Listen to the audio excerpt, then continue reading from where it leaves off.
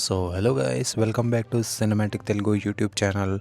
ఈరోజు మనం మొన్నే రీసెంట్గా వచ్చిన రాక్ వెబ్ సిరీస్ గురించి డిస్కస్ చేద్దాం.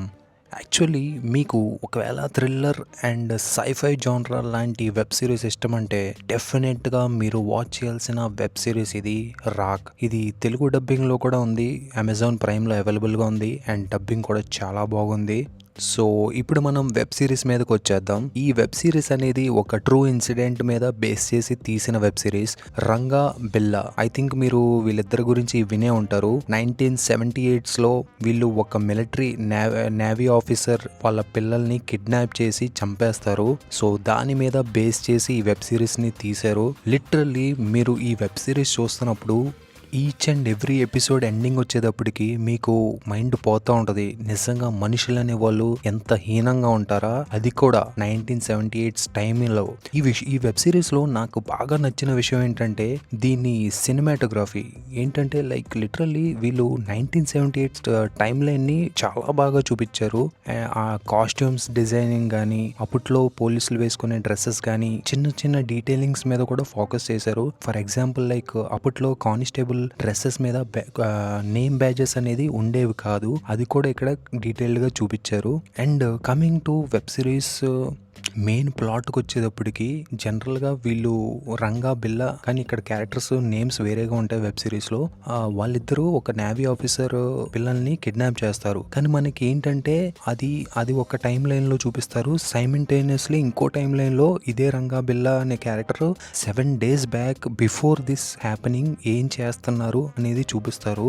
అది ఉంటుంది భయ్య, లిటరల్లీ 7 daysని 7 episodes కింద చూపించారు.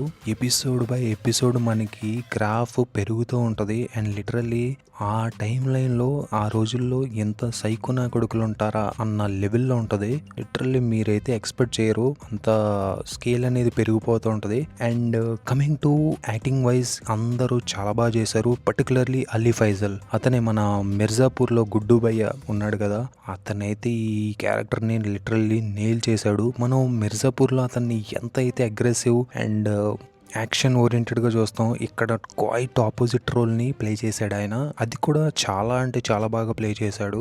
సో ఈ వెబ్ సిరీస్లో ఇంకో పాజిటివ్ పాయింట్ ఏంటంటే స్టోరీ టెల్లింగ్.